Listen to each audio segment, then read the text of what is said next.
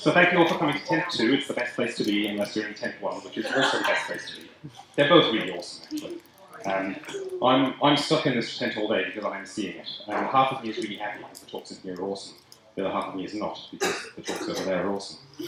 So Matt is also very grateful for you being here and listening to his talk. He's going to be talking about preparing for makers in a consumer-focused world. And without any further ado, because we heard your spiel this morning, I'm going to pass straight over to him. So please, a warm round of welcome applause for Matt.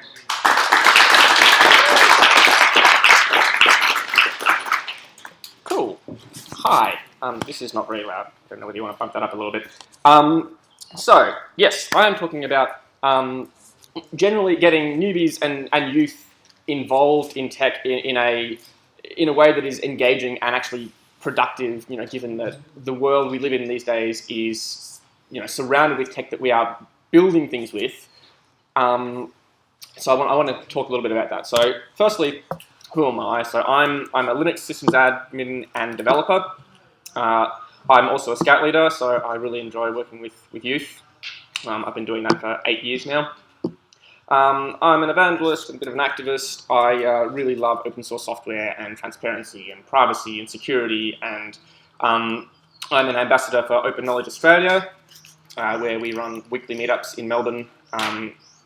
Open Knowledge is an international organisation, and we deal with all that kind of openness, open government data, open research, and all this transparency stuff. As I said, I'm also involved in privacy and security related stuff, and I'm a big advocate for diversity particularly diversity in tech, but more generally, diversity in various social circles and departments. So that's kind of my background. Where are we? Okay, so the outline of this talk, the way we're going to work this is basically, I'm going to talk a little bit about the way things are at the moment, the way I see the world from the perspective of, how we engage with technology. I want to talk a little bit about the issues that I see with this, and then propose a few solutions that are out there that might lead us towards a slightly more productive future. So where are we now? Everybody's using tech, especially youth. We've got kids, younger and younger are getting, tablets or gaming consoles or whatever, and everybody's using it, but they're not really unlocking its full potential. Particularly, I think the main people who are really unlocking full potential are people in the computer science field and who are programmers and people who are building things with technology, building Internet of Things devices and all that. I think that's where things are going, and we don't have enough. People who aren't in that space don't have enough appreciation for the stuff that you can do with it and how easy it is. So, have a look at the phones that you've all got in your pocket, or, they're used for communication. They're used for, scheduling with our calendars. People use them for recording information. They play games on them. They get on the social media. They get on Twitter. They get on Facebook. Various other entertainment. Tablets are similar with the addition of potentially office productivity applications. And for the most part, they aren't used for anything more than that. Look at gaming consoles. Gaming consoles are often the first kinds of technology that kids these days see. When it comes to entertaining yourself with with an electronic device, it's a gaming console of some description. But they're so locked down that you're basically restricted to gaming, maybe social media and other entertainment such as TV and videos and whatever. They're not conducive to tinkering. They're not conducive to people being inquisitive and playing around with stuff and seeing what the potential really is. Slightly more useful are desktop computers. They're more versatile than that kind of technology. They're upgradable. They're hackable. You can go and pull them apart and add peripherals to them. You can put a TV card in and watch TV on it. You can interface it with other hardware. They're fairly easy to tinker with, but still, a lot of people these days don't put them to particularly interesting uses. They're still used for office productivity and watching media and playing games and whatever. They're not a large quantity of the population, and I suspect I'm preaching to the converted here, but a large quantity of the population don't engage with computers the way we do. And I think that's a real tragedy because it's not hard to do, and I think it could unlock a lot of potential for people to save a whole lot of time in their work days or whatever, or get really thinking about what's possible. So what is possible? Take a look at things like the Raspberry Pi. So Raspberry Pi, it's a cheap device. It's, I think, $45 these days, approximately. It's, a tiny device that has, Wi-Fi and wired network. It's got Bluetooth. It's got GPIO devices so that you can plug, external peripherals in. You can connect a camera to it. It's powered via USB. It'll do high definition video output. It's this tiny, inexpensive device, and because it's got the facility for you to, interface it with other hardware using the GPIO pins, it's, generally running Linux and has got the default installation comes with tools to get people interested in programming. It's got I forget the name of the software, but on the desktop when you start it up, it's got software that says open this up and start writing a program. It makes it quite easy, and there are various other distributions available for it. If you look at the Kano, which is that's Kano, which is a package of the Raspberry Pi, where they've also included a keyboard and it's got a trackpad on it and some various other stuff to make it really easy for you to get up and going. And the only additional thing that you need is a television. Like, it's already got the power, it's already got the keyboard, it's already got the HDMI cable. All you need is a television or a computer monitor that's got HDMI in, and here is a computer in a box the size of a keyboard. So I think that there's a lot of potential in those devices.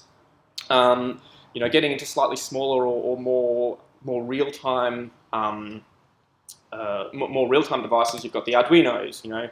Arduinos come in all shapes and sizes. You can get them from an inch or so in size, up to slightly significantly larger ones that have got a whole lot of inputs and outputs. That'll connect to GPS. They'll connect to the phone network. You can store data on SD cards on them. You can do all this stuff, and again, you can interface with devices, and they have better real-time support, real-time processing support than the Raspberry Pis do. This Arduino is an Ether 10 from Freetronics, which, for those who don't know, is a Melbourne-based company that does some really cool tech. You should totally check them out. The references, by the way, for all of these devices and all the slides are in the notes for my slides, which I will publish a link for via Twitter at the end of this talk. If you search for my Twitter handle and the hashtag #TechEngagement. In fact, you know what? I will get that out there right now.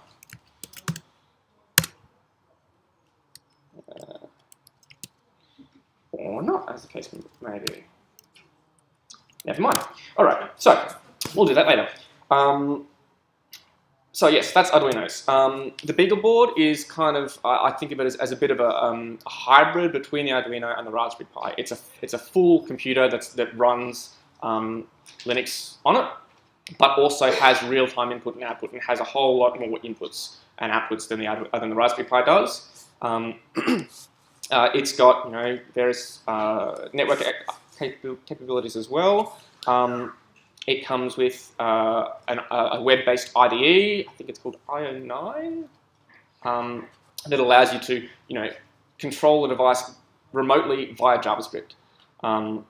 So you just need to plug in the power and you can control it over Wi-Fi. If you want to get smaller, recently, ish, they've brought out the BBC Microbit, which I think is a follow-on from the BBC Micro from decades ago. It's a couple of inches in size. It's really quite tiny. I bought one a couple of days ago online. It was $25. I think it's 12 or 13 pounds UK. And the advantage of this is that you can buy a battery pack for it and you can use it standalone. It'll connect via Bluetooth. And again, you can sit it on a table independently of anything else, connect to it via Bluetooth from your computer, and program it via a web interface in your browser. So you can connect it from your iPad, which I think is really valuable because, it means that you don't need a fancy computer to do all this, a fancy computer with inputs and outputs to do all this stuff. You just pair it with your iPad and off you go. Just use the browser, program it in whatever language it's available, it's set up for. There are a handful of languages that you can flash onto it, including but not limited to MicroPython. So you can start it up and literally start typing Python into the device, and it'll just work. And it's also got I think a serial type interface, so you can just get a console on it. So, and one of the advantages of it is that you can see the pins on here that are numbered. Those are big enough for you to use alligator clips on it. So you don't need to have, you don't need to be able to solder, or you don't need to have special connectors. You go up to JCar Electronics or wherever, and you buy a handful of alligator clips and just connect to it. And control stuff with that. It's got a 5x5 LED display. It's got buttons on it. So right out of the box, it's got a whole lot of stuff that you can just go and say, all right, I want to, create a picture of a little love heart, or create a tiny little game of Tetris or whatever. So it's really, really flexible. Then we've got what Nick's going to be talking about in the next session in here, which is the ESP8266. Which is smaller again. I think it's only a centimeter or so. It's, I don't know a whole lot about it, and I'll leave it to Nick to talk about. But again, it's a small device that has, wireless access that allows you to do a whole lot of stuff with, and includes the ability to install MicroPython on it. So it's you install an easy programming language on it, and you can get anybody involved in it who's used the language elsewhere. So all this stuff, some of the things that I envisage us being able to facilitate with this is, as I said before, people who aren't particularly embedded in the IT space, but who use computers as tools, to get them involved in thinking a little bit more about how they can, be a little bit smarter about how they work.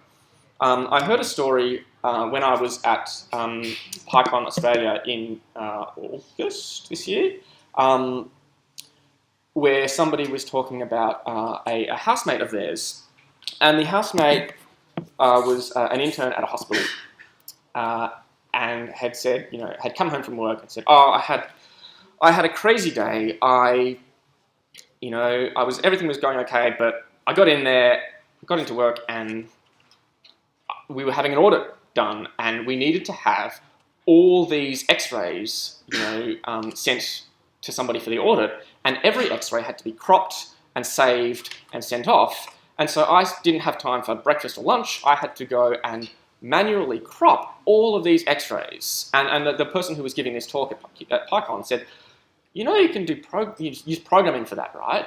And this person was like, well, yeah, I know, but I don't know how to do that. I've never learned programming, And you look at this up here. I mean, you need to know. You need the background information, but, basically I've got a small, loop that says, find all of the images in a particular location and use a tool that will resize them, and save them back as the original file name.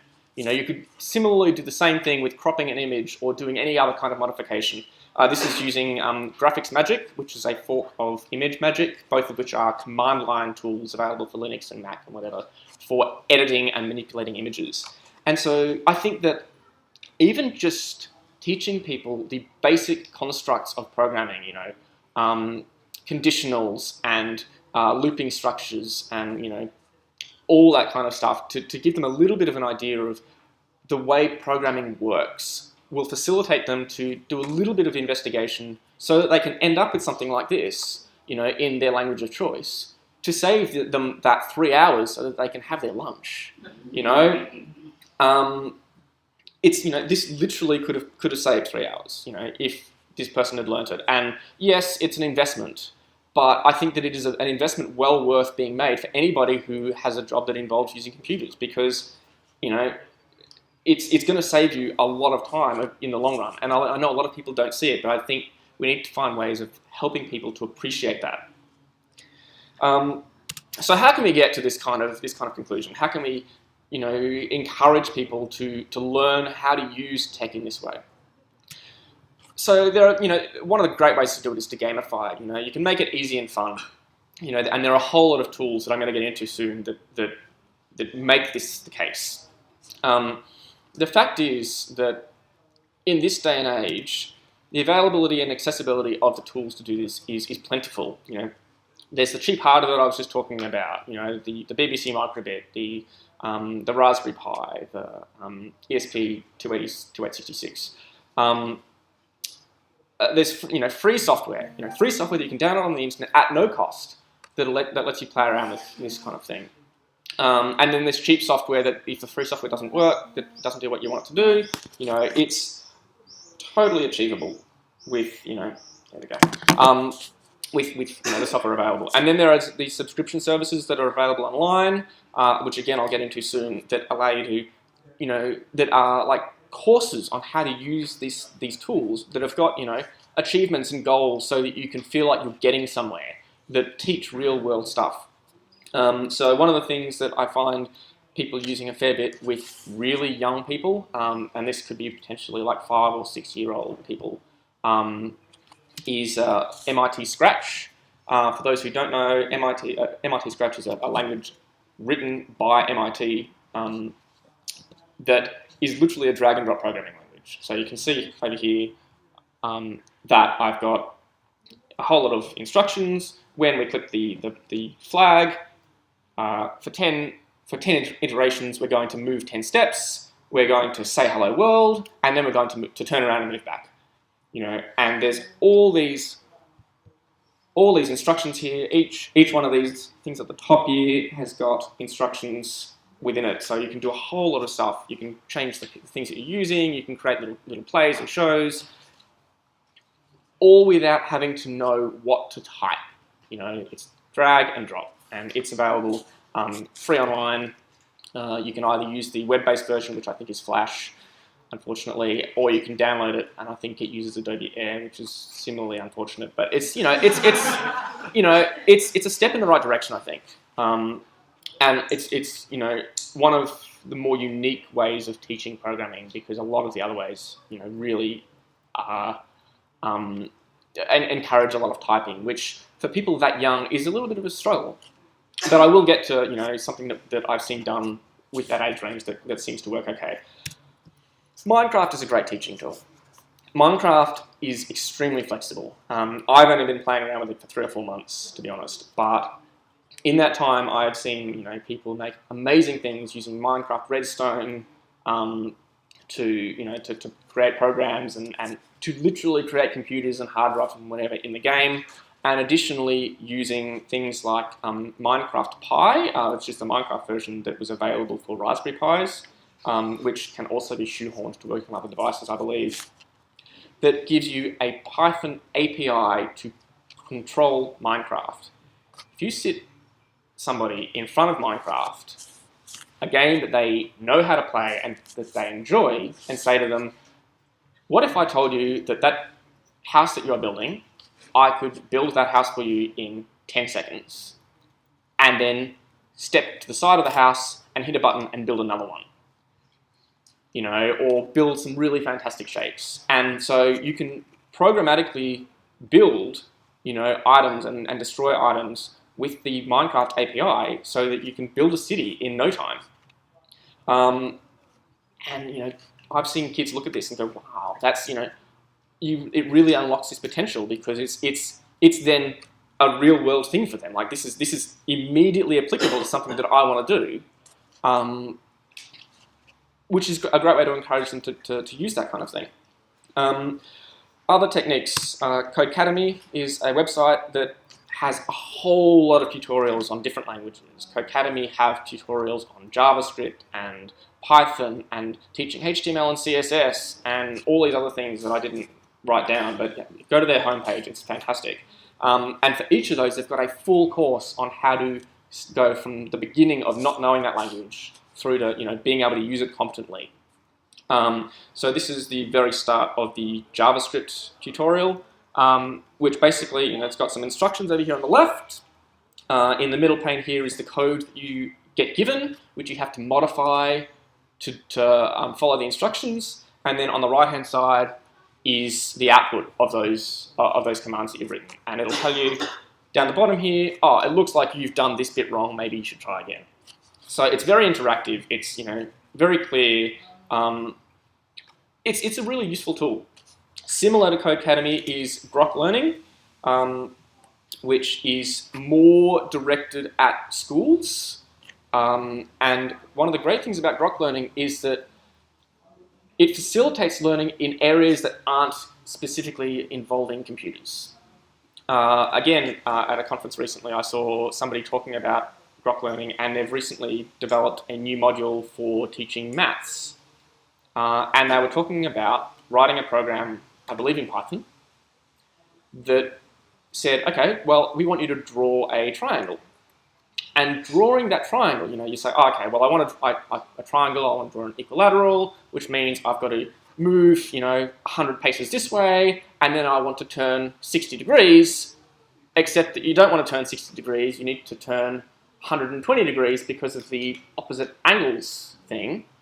And so it teaches people to think about, opposing angles and geometry and all that kind of thing, And there was another problem that they had where they were saying, okay, we want you to take some text and tilt it so that it's italicized. And the italic should be specifiable by the user, so we can work out what angle the text is going to be twisted at.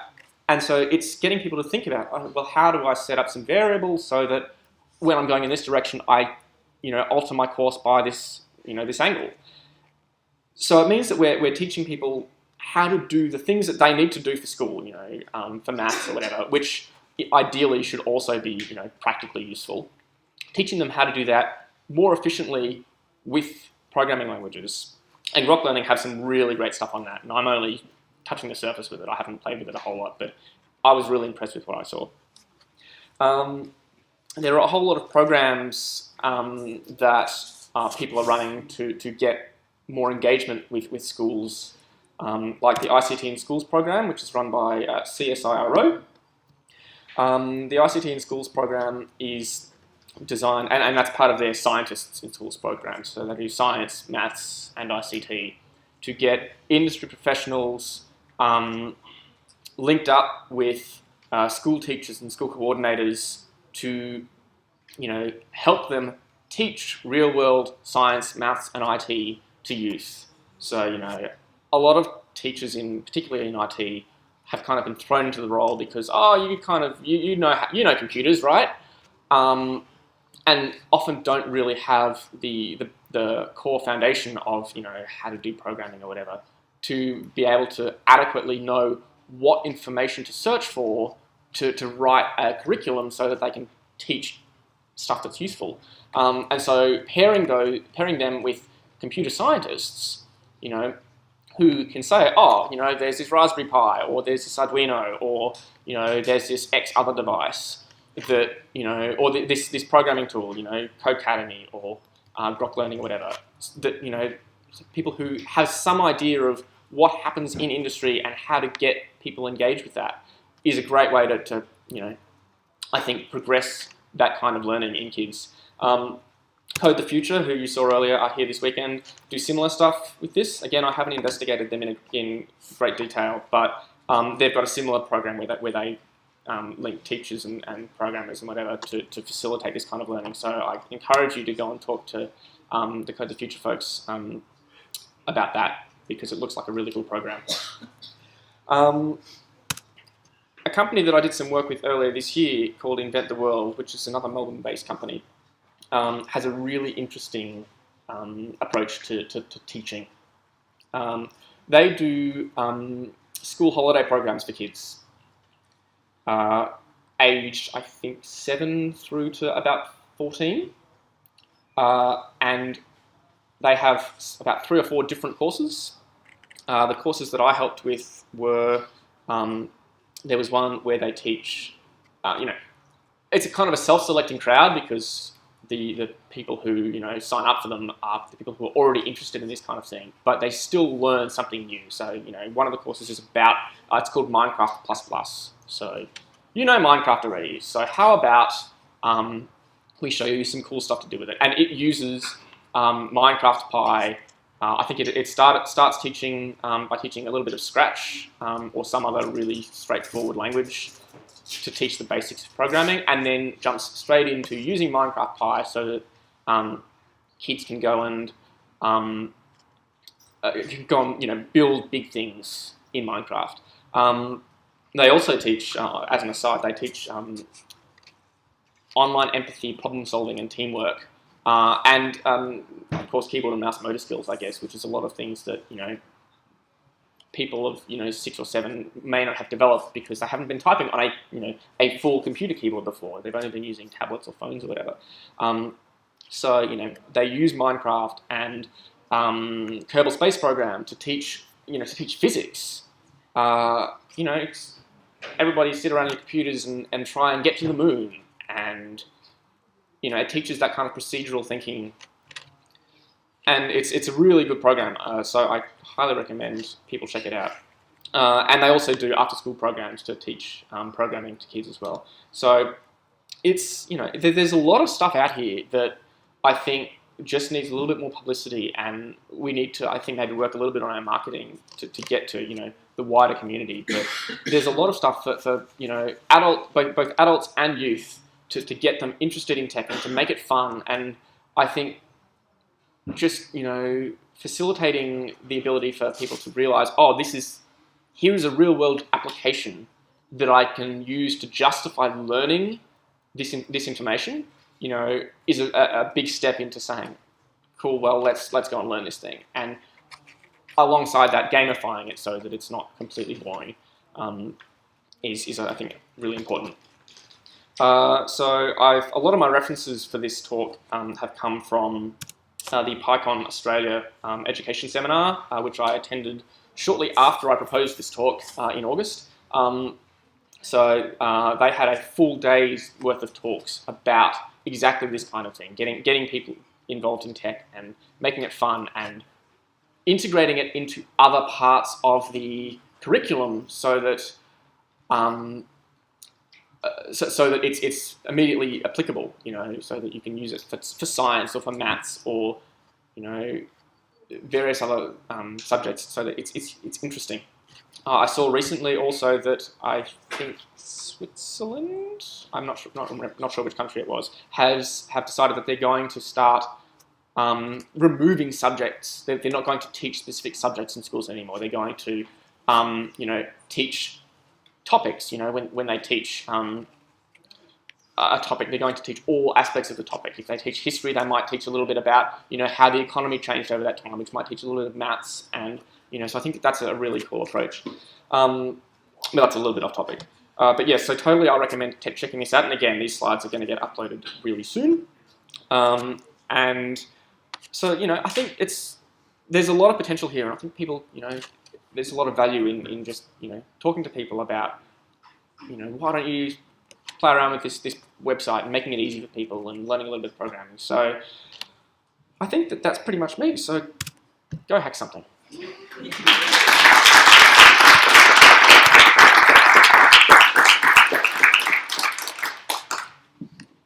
got some time for questions if you've got any.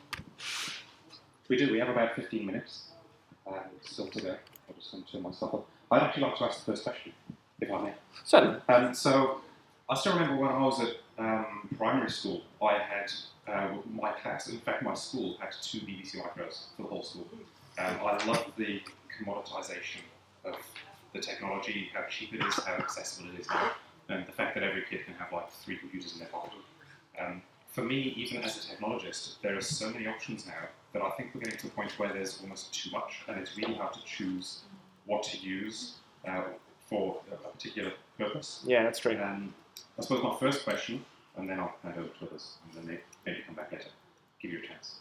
My first question is, if you're just getting into this with children, for example, where would you start? What board, what language? I suspect there's a good chance I'd probably start with Scratch very briefly, because again, it's a drag and drop language, and there are other languages. I think Scratch is also available for as an app, as a mobile app, or equivalent apps are available, so that you can just plonk somebody down in front of their your tablet of choice and say, here, play around with this a little bit. one of the things that I saw a school do was there are various games, like actual games, like you've got to get from A to B, and in order to do it, you've only got a certain number of steps. I think it was called Lightbot. This game was called, and so it was basically you need to write a program that will get you from A to B. So I would start with one of those really simple ones, whether it would be Lightbot or Scratch, very briefly, and then I'd probably move straight to teaching Python, whether that be using the likes of Drop Learning or the other one that I just said, Codecademy, thank you, or perhaps just buying one of these Carnos, which I mean, I'm in a unique position because I know all of the things. I know all the things that are available. But if I were to talk to somebody who wasn't necessarily a technologist, I'd probably say, get yourself this Kano. I haven't investigated them in great detail myself, but they've got the OS that comes with them is quite friendly from what I've seen. That basically says here's how to get started.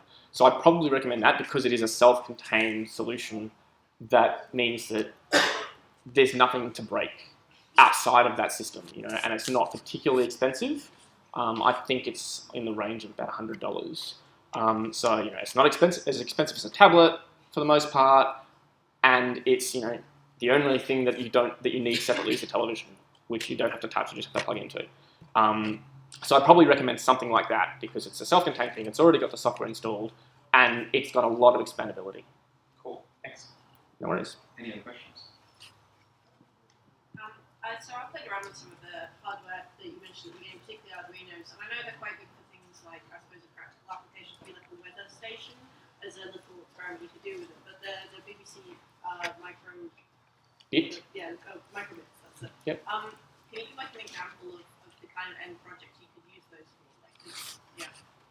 So I don't own a BBC microbit yet. So the question was, what kind of stuff can you use a BBC microbit with? I don't own one yet, but some of the stuff that I've seen people play with them for is, starting with really simple things like, just controlling lights. And because it's got the input and output, you can control a handful of lights. You can attach them to a servo motor. You could probably, open a door with it. It's basically, it's got input and output similar to an Arduino. So you could do very similar things with it. I can't think of any other specifics that they've used them for, So but it's got BLE on it. Bluetooth Low Energy, yes, as well. So you could use it to control other Bluetooth devices. Is that what you're suggesting? Or interact with it from your phone. Yeah, interact with it from your phone. Yeah, which is what I was suggesting earlier with interacting with it from your phone or your tablet, so that you don't need to have a computer. But yeah, you can. I assume you can connect weather sensors and stuff to it as well to get because again they're just input and output, so that you could get temperature data or whatever. But again, I haven't played with them much. I have this habit, bad or good, of playing around, investigating little bits of information on a whole lot of things, just because I like to know it's available. But I often don't find the time to go and read into a lot of them in great detail, and that's why I write kind of general talks on go and have a look at this thing. So does that kind of give you a bit of an idea? Oh, yeah, no, it does. Cool. What's your opinion of those little bits? Have you heard of little bits? I have not heard of the little bits, no. Oh, okay. So it's kind of. I might have. Stuff, but it's very nice. It fits together very well, almost like Lego. But we all need rich benefactors to buy. So it's great for kids, but rich kids, I suppose. Yeah, right. Yes, I haven't investigated them at all. We'll talk later. Cool. Any other questions? So, I guess it's similar to the last question, but sort of more broadly. Is there anyone I'm interested in playing around with this stuff, but I'm completely unimaginative and don't have any ideas for sort of end projects. Is there anywhere I can go to sort of check out projects? One place that might be good to look at might be Adafruit. Adafruit are an interesting website in that they have a whole lot of, they've basically got a wiki style setup where you can say, I want to upload a tutorial on how to make X, and you can say, these are the things that you need for X that happen to be available from the Adafruit website. Would you like to add them all to your shopping cart? So I think that's probably, that kind of thing is probably a great start, because you can have a look at, browse the projects that they've got there, have a look at the, the instructions and, whether or not it's for, intermediate or, novice or whatever, and say, cool, give me the things. And, their shipping is quite expensive, but, if, for a starting point to, to get your first lot of devices, that's probably a good place to look. I would also suggest your local hackerspaces. Yeah, so your local hackerspaces, which would be a great idea. There are quite a few of them around in Melbourne. Just drop down. A lot of them have got open days where you can drop down and see what other people are doing and get some ideas or talk to people and have a play around with their 3D printers or their drones or whatever they've got going on the day.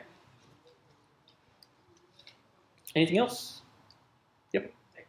This might be more of an adult education question, maybe, but it's about managing fear. So I think people who aren't hackers yet often see computers as capricious, fragile, hostile things. And maybe those of us who are hackers see them as capricious, fragile, and hostile. We enjoy the challenge. So how what can we use to manage that fear that prevents people from even wanting to try these things because of that perceived hostile nature? Does commoditized hardware do that? Does containerization or VMs or something do that? There's ways to get people to feel that they're really safe to do this experimentation and they're not going to trash their laptop, because people who aren't hackers yet do not want to trash their laptop. Yeah.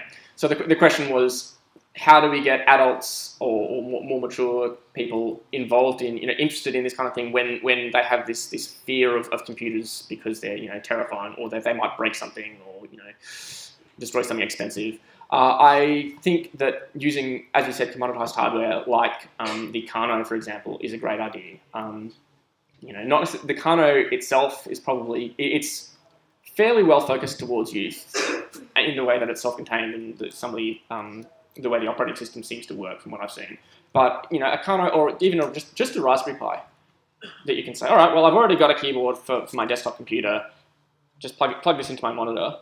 Here is a small box that I might destroy. Oops, there goes $45. That's a bit of a shame, but it's not the end of the world. It's also 3 pints of craft beer. So. Yeah, exactly, 3 pints of craft beer. So I think those kind of, isolated systems are, are a great way to go.